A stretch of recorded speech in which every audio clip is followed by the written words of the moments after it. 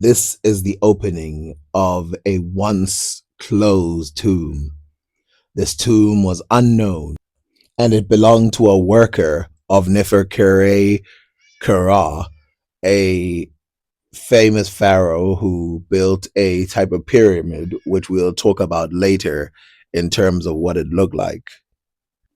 Now, you might ask the question, how could anybody tell that there was a tomb somewhere if they had no idea that the person was there? And the answer is actually they did know, because Nefer-Kara is written about in other papyri.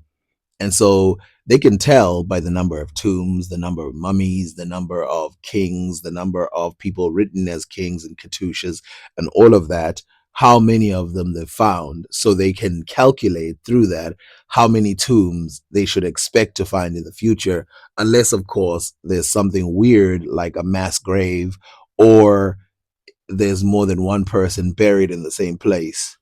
Some of the things they found were very typical of what you would expect in graves anyway, with the yellowy looking females and the very brown males and the short hair and a lot of the things. But others seem to go against a lot of the stuff that people usually see, because we get a general face of what people in Egypt look like. And there's two that I've seen commonly. This one is only one of them. And of course, ancient Egyptians don't tend to have beards or even mustaches. And you see this consistently within the ancient Egyptians. Now, of course, we all know that the Egyptians probably wouldn't be the happiest people about us opening their tombs, but that's just what happens. Also, we always talk about the variation of skin color that happens in ancient Egypt. And I know that might be a thing of this picture, but there's actually a video of this. But you can see that some of them are much darker than others, and then some of them are a little lighter, which is something you would expect, of course, to happen in any area where the people are dark brown in skin. Ancient Egyptian hairstyles, if nothing else, are very curious things, because in some cases they appear to be hats, and there might actually be a combination, something that Africans did a lot. If you've seen those African women, their hair seems to double as a hat, and people tend to hang things on their hair almost as if it was some kind of accessory in itself. A lot of people love to talk about distortion of color within tombs, but a lot of the time, if you notice, blues, yellows, greens, and all those other colors seem to preserve themselves over a very long time. So much so that we can still see them thousands of years later. So this tomb is very, very old, one of the oldest that has been discovered. Typical scenes seen in Africa in general. I mean, a lot of these things that we see in Egypt where we go, this is typical. Like, this is stuff we've seen in a lot of places. A lot of them instantly remind you of Africa. Like when you walk, if you ever watch videos of Africa, you will see a whole bunch of women walking around carrying things on their head, especially very heavy things, walking around doing that, being completely of that kind of nature, busy. From USA Today at the time, it says a view of the newly discovered tomb belonging to the high priest Waite, who served during the 5th dynasty reign of King Neferkare between 2500 and 2300 BC, is seen at Saqqara Necropolis, south of Cairo, December 15, 2018. The well preserved tomb is decorated with scenes showing the royal priest alongside his mother, wife, and other members of his family. Outside of this tomb, there is so much we can learn about Neferkare Kara. And the reason why we can learn so much about him is because, of course, like most pharaohs, he left so much behind. The almost blocky build of the people tells you how formulaic sometimes the ancient Egyptians were in how they created some of their art pieces, which is why sometimes when you look at an ancient Egyptian, the body type is not so realistic, and it's probably shaped around custom more than it is shaped around an actual identity thing. That's why those dudes always look so blocky. Although there is no curse of the mummy or anything like that, I think it's pretty obvious to think that they would have put some kind of magic around these tombs to make sure that people did not enter. And of course, the belief and the veneration of these people would make people not enter any of these places ever. And so, us entering again might be something that we need to look into as a society and think about what we are doing. I mean, we've got technology today that makes us so that we don't have to enter some of these places, at least not fully, in order to explore them. Maybe we need to work on that technology because I know that waves, just like eyes, they can get more and more, and eventually we're going to be able to tell color directly through just scanning instead of invasiveness. Some of these, of course, had already deteriorated away. You can see that this one has lost their nose, even though this wasn't from the 1800s or the 1900s or any time later than that. But the people have lost their nose, which shows that in some cases, some of these things just fall off by themselves. Again, this is probably due to the formulaic way that the ancient Egyptians used to build some of their people, and it had an effect, which is why sometimes I talk about how the Nefertiti statue is still super exceptional compared to every single thing else. And of course, anyone who was not traditional in the way they went around things, people usually smash their items because why wouldn't you? Why wouldn't you destroy the things like Nefertiti and Akhenaten? They went completely against the system. I mean, look how long ago this one is. This is literally 2500 BC, and it's been going the exact same way. And then all of a sudden, these two people think they're going to change everything forever. Who do they think they are in real life? And some people even speculate that they came a little bit foreign from somewhere in Nubia. And so that would be an extra, okay, we need to destroy some of the things. In fact, we know they did. They destroyed a lot of the items and repurposed them. So this is where the pharaoh once lay. And there's something very interesting about this pyramid because in the beginning, it was supposed to be a step pyramid. And that's the tricky part about things. It started as a step pyramid and then they decided to make it an actual pyramid. But you can see by the way that it's degrading that it still holds its step past. This is the work of Keith Hamilton on the pyramid of Nefertari.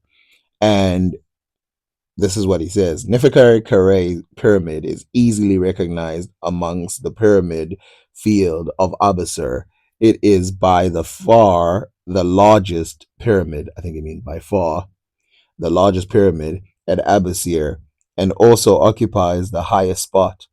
In the image above, we can make out Nefertari's pyramid on the left, showing its distinctive steps of the core masonry. The smaller pyramid on the right belongs to Nirsere, and in the foreground we can see the basalt paying of his pyramid temple. Once again, I am grateful to the Isida project for the use of their images. The data which we hold on Nefertari's pyramid is quite sparse and quite dated. Only two modern era excavators have ventured inside. So he's just talking about that for now. You can actually see the steps forming as the top layer is being removed. And that's the funny part when you think about the people who say, like, the people who made the pyramids are these super structure alien, super smart, crazy people who have intelligence beyond.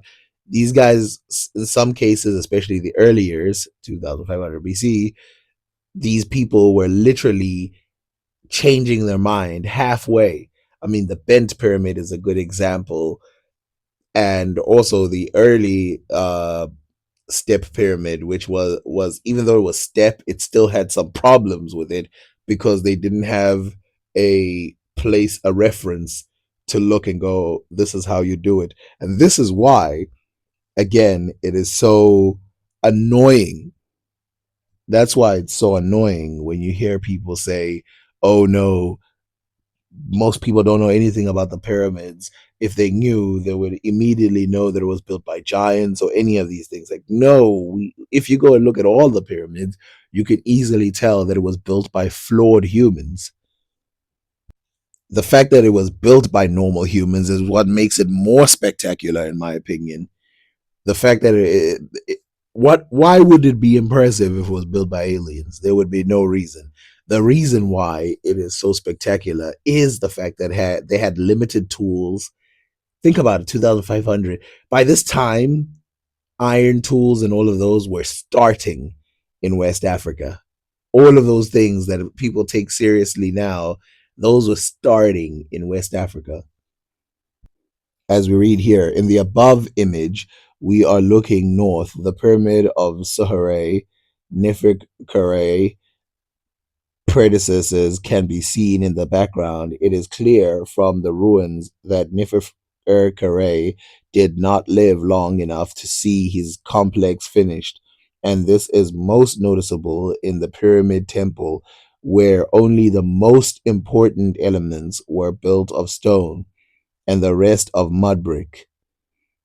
The distinct lack of pyramid casing fragments suggest that casing was barely begun. There's something, of course, about it being built out of mud brick that is kind of disrespectful a little bit if you think about it. There's no way when he was living that he would have allowed that to happen. And then we carry on. We barely begun with only granite fragments being found, suggesting that its lowest course was of granite, similar to what we see at Khafre's pyramid. It is very difficult to imagine what resides under the rubble, scree which cloaks so much of the pyramid. According to M&R, little excavation appears to have been undertaken on the pyramid, they say. By the way, for anybody who's actually interested in ancient Egypt, if you go and look at every single pyramid one by one, you will see something completely unique about each one. They all have something that makes them completely unique. But not only that, like I remember there was that one where they found an entire like town around it. Like there was a faux town built for the pyramid, and this kind of tells us how the pyramids were kind of built, and then the town was like taken down, but because of the semi permanence of that town, they can still see evidence of the outline of where those people must have lived in order to build this thing, which again goes against this idea that they were all just a bunch of slaves who built the pyramids. They definitely were not Jewish slaves as well. That part is just completely out. Obviously, as it continues to degenerate, it's important to know the people who first saw it. And Bochart is one of the earliest who saw it. And here he puts a figure of Bochart's drawing of what it looked like earlier. And this guy's definitely an art historian. That is crazy drawing. Is Bojard reconstruction, and here he appears to show sizable blocks of local stone set in the corner diagonals, which he says was the same construction as the base of the Abu Ghurab obelisk. Behind these well constructed retaining walls was a fill of small and rough irregular core stone, and according to M&R, there is no evidence of any sloping layers. That's crazy. At this pyramid, at the first view, there are generally two views of looking at this pyramid. The first view, as described by Mark Lenner, Evidence suggests that it was planned as a step pyramid, which is the one that most people believe, and I think that's 100% true. Well, let's say 80%, rising in the six tiers of well laid limestone retaining walls. However, on the south and west side, some of the loose masonry remains from what must have filled in the steps, suggesting that the step pyramid might have been transformed to a true pyramid. The second view, and the one which I feel better supports the sparse evidence, as he feels, not me, is that the pyramid was always intended to be a true pyramid. The size of the pyramid is uncertain, but thought to have a base size similar to Menkare's pyramid at Giza. And this is how he backs it up. The above image shows the stepped internal core of Menkare's pyramid. I have highlighted the faces of the well-laid retaining walls which from the steps. For more information, see Menkare Guide. Clearly stepped cores do exist inside pyramids, and there are plenty of other examples. So the single Menkare pyramid as originally being intended to be a step pyramid. And what exactly is the evidence to lead to such a conclusion? The evidence appears to come from Werner. He would state the archaeological survey recently carried out by the Czech expedition has shown the Nefertari's pyramid was originally conceived and nearly completed as a step pyramid. This is a very significant discovery since the era of the step pyramids had come to an end in the third dynasty, long before Nefertari's reign. Nefertari pyramid originally had six steps and reached a height equal to 100 Egyptian cubits, approximately 52 meters. It's very high. Its casing was not, however, completed when it had been cased up to roughly 10 meters above the ground. The decision was taken to change the step to a true pyramid. The whole construction was slightly extended, and since the angle of inclination selected for the walls was 54 degrees, the modified pyramid should have reached a height perhaps 72 meters, but this project also remained unfinished due to the pharaoh's premature death.